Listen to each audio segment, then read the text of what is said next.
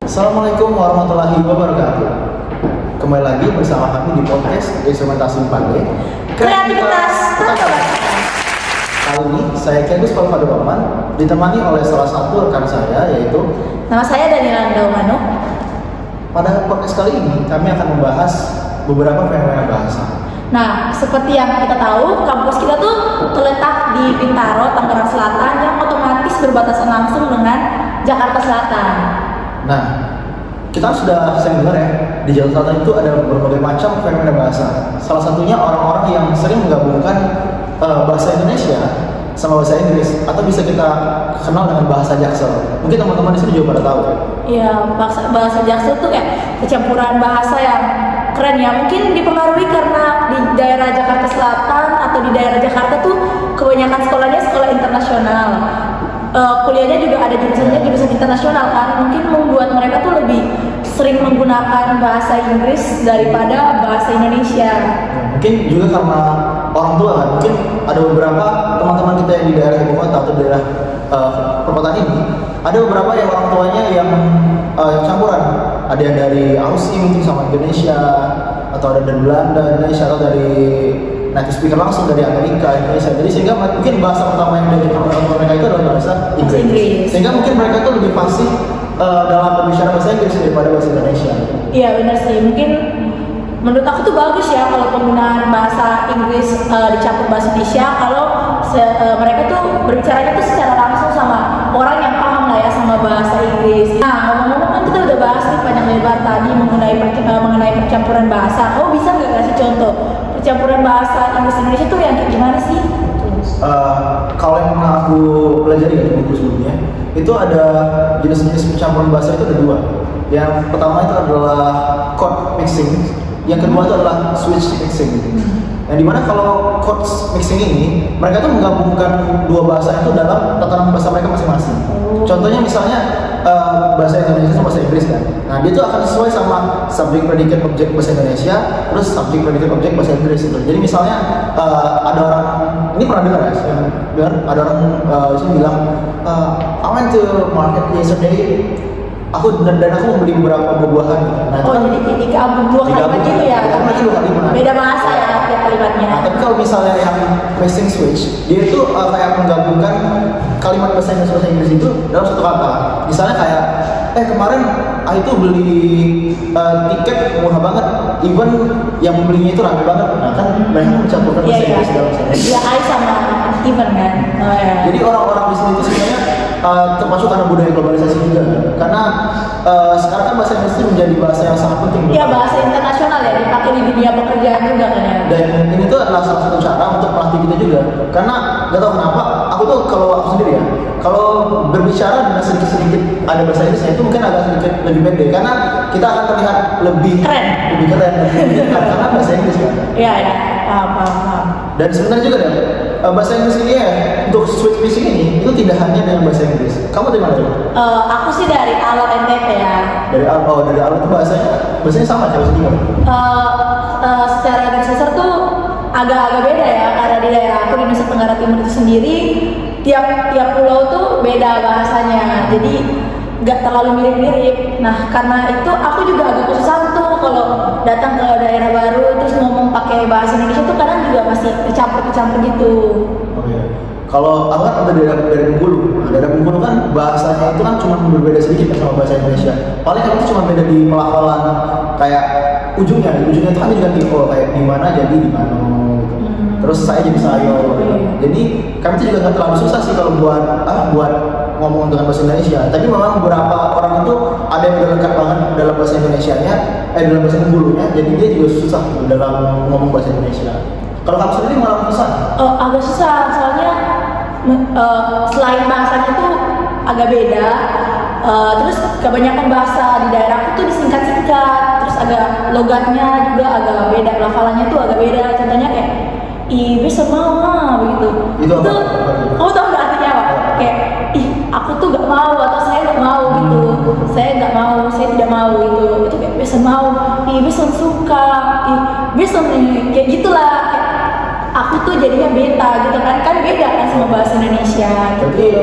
kata-kata itu ada yang dibedakan, ada yang dipersingkat. Iya, ada yang dipersingkat, ada yang dibedakan kayak kalau beta tuh aku atau saya, kalau sonde itu tidak gitu loh kan susah kan bahasa Indonesia. Apalagi mungkin kalau ngomong sama yang daerah timur juga. Iya. Aku juga kalau misalnya lagi ketemu sama orang-orang dari Sumatera, khususnya Sumatera Bagian Selatan, pasti kan karena bahasa kami sama, kayak ada istilah gitu kalau dengan mereka pasti bahasanya langsung pakai bahasa Sumatera Bagian Selatan gitu. Karena bahasa kami sama bahasa Melayu kan. Kamu juga bahasa? Oh iya, aku waktu itu tuh pernah teleponan kan sama orang tua aku, terus aku pernah bilang, Mak, dia mau pergi dong naik mobil. Aku bilang gitu kan, terus ketawa lah mereka. Terus aku bilang kenapa ya? Oh ternyata bahasa mobil tuh di daerah timur, khususnya di daerah gak dipakai gitu kan. Di sana tuh kebanyakan penyebutannya oto, tapi iya oto, makanya kayak bahasa daerah terus tiba-tiba campur bahasa Indonesia kan mobil gitu kan. Hanya. Nah, dan itu juga sebenarnya untuk yang tadi yang kita bahas kayak code mixing sama mixing switch tadi itu adalah nggak harus saya ini sebenarnya. Iya, iya. Kita mencampur bahasa Indonesia sama bahasa daerah kita itu juga bisa disebut penggabungan kan. Oh. Jadi sebenarnya bagus ya untuk kita menggabung dalam bahasa Indonesia dan bahasa daerah. Dikarenakan kita kan juga harus melestarikan ya budaya. Iya, Jangan sampai di masa depan anak cucu kita nanti tuh nggak bakal merasakan bahasa-bahasa yang Iya. di ada luhurnya gitu. Iya, iya, paham. Tapi balik lagi, ketika ngomong sama orang-orang, ketika ngomong orang-orang sama yang beda daerah, tentunya kita harus menggunakan bahasa bersatu bahasa Indonesia. Iya benar. Karena gak semua orang mengerti kan kalau kita ngomong pakai bahasa daerah, karena belum tentu bahasa daerah di Sumatera sama kayak di Kalimantan logatnya itu kan pasti gak ngerti. Jadi kita juga harus pakai bahasa Indonesia kan. Beda, cuman mungkin kayak orang Jawa kan bahasanya lumayan halus. Iya. Kalau kita ada orang Timur sama orang Sumatera kan biasanya bahasanya agak lebih keras. Iya, Pasti iya. mereka juga mengira kayak bahasa ini tuh keras, padahal dalam kalau di daerah kita ini ngomongnya lembut. Iya lembut udah kayak biasanya gitu loh, seperti biasa. Tapi mungkin menurut orang ini orang-orang yang lain kami tuh lagi dibentak, padahal sebenarnya tuh mereka tuh bicaranya emang kayak gitu ya kan. Kalau kamu sendiri waktu pertama kali kesini ya, of course jadi pakai bahasa itu kan. Iya. Jadi pertama kali kamu kesini kan kita dari berbagai macam daerah kan. Ada yang dari Sumatera, ada dari Kalimantan, Sulawesi. Kamu sendiri untuk berkomunikasi satu sama lain gitu, kan nggak semuanya berasal dari timur kan, ada Iya, juga. iya. Itu susah nggak sih komunikasi dengan bahasa Indonesia Awalnya masih kecampur juga? iya agak susah sih, soalnya masih kecampur-kecampur juga lah ya. Terus kalau sekali bahasa Indonesia yang bener tuh kayak bener-bener sebaku itu loh, jadi kayak kaku banget sih nih orang, mungkin dari orang yang udah kayak di daerah Jakarta atau apa yang udah kayak kebiasaan itu dengan logat kami tuh kayak apa sih orang ini, kayak kaku banget gitu loh gitu. Jadi awalnya itu penyesuaiannya memang agak susah, tapi lama-kelamaan jadi terbiasa juga. Lama kamu jadi terbiasa, soalnya ibu aku di rumah tuh bilang sama aku kalau misalnya kok logat kamu sekarang udah kayak logat orang Jakarta ya gitu.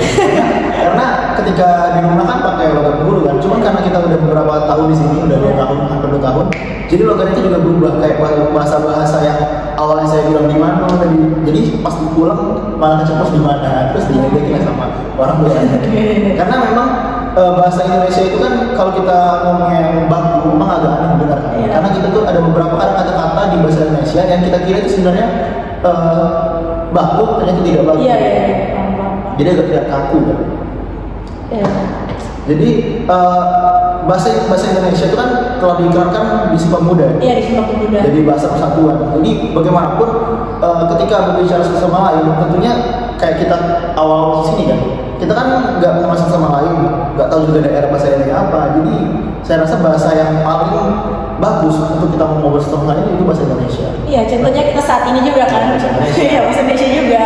Karena kita juga kayaknya kalau misalnya lagi ada forum-forum formal kayak tempat forum belajar, kita juga bukan diwajibkan ya, kayak udah kebiasaan kita lah harus menggunakan bahasa Indonesia. Agar satu sama lain berbicara dengan benar. Iya. Agar saling mengerti lah ya, agar proses pembelajarannya itu bisa berjalan lancar. Nah, jadi teman-teman, cara berkomunikasi antara sesama manusia itu ada banyak sekali jenisnya gitu. Ya. Salah satunya dengan menggunakan percampuran tadi. Ada yang namanya code switching, ada yang mix switching, yang dimana kita tuh bisa mencampur dua bahasa dalam satu tatanan gitu. Tapi tetap aja kita harus tahu lawan bicara kita itu beneran. Kalau misalnya kita menggunakan bahasa Inggris, kita harus tahu lawan kita ini ngerti bahasa Inggris atau tidak. Ya. Soalnya kan tujuan komunikasi kan untuk saling mengerti satu sama lain. Jadi kalau misalnya lawan bicara kita tidak mengerti ngerti bahasa Inggris kan berarti nggak akan masuk. Iya, nggak akan masuk ke orang Sama juga kalau pakai bahasa daerah juga. Kalau pakai bahasa daerah kan tentunya kalau ngomong bahasa daerah harus sama satu orang yang ngerti bahasa daerah. Iya. Kalau nggak ngerti kayak Dela tadi ngomong sama aku bukan ngerti apa-apa. Dan ragam bahasa ini juga salah satu bentuk keragaman budaya. Iya, keragaman budaya di Indonesia yang kita sebagai anak-anak muda tuh kita harus menjaga dan melestarikan. Untuk kedepannya tuh biar tetap ada, biar anak cucu kita tuh nanti tahu kalau oh daerah kami, oh Indonesia tuh beragam ya, bahasa daerahnya tuh beda-beda ya kayak gitu. Kan bahasa Indonesia juga banyak kan ya? Iya, banyak. Nggak cuma bahasa Timur, bahasa Bengkulu sama bahasa Jaksel aja kan? Iya, Ada banyak kan sekali banyak. bahasa. Jadi keragaman budaya itulah sebenarnya yang menyatukan kita kan ada dari Bhinneka Tunggal Ika. Iya, Berbeda-beda tapi tetap satu. Gak masalah kita mau gunain bahasa percampuran dari manapun, asalkan lawan bicara kita ngerti, saya rasa obrolan akan jadi lebih baik. Iya. Mungkin sebelum kita akhiri podcast kali ini, Iya. mungkin bisa kasih satu bantu dulu. Oh iya, aku ada mantu nih. Buah mangga buahku ini. Cakep. Buahnya masak, mari dimakan. Boleh. Acara kita berakhir sampai di sini. Salah janggal, mohon dimaafkan. Oke. Baik, mungkin selesai hari ini podcast Iya, ini. cukup sampai di sini Cukup dulu. sampai di sini. Semangat buat teman-teman yang sedang menjalankan ibadah puasa. Semoga bisa berkah sampai hari raya nanti. Amin. Dan sekian dari kami, instrumentasi 4D. Kreativitas tanpa batas. Assalamualaikum Warahmatullahi wabarakatuh.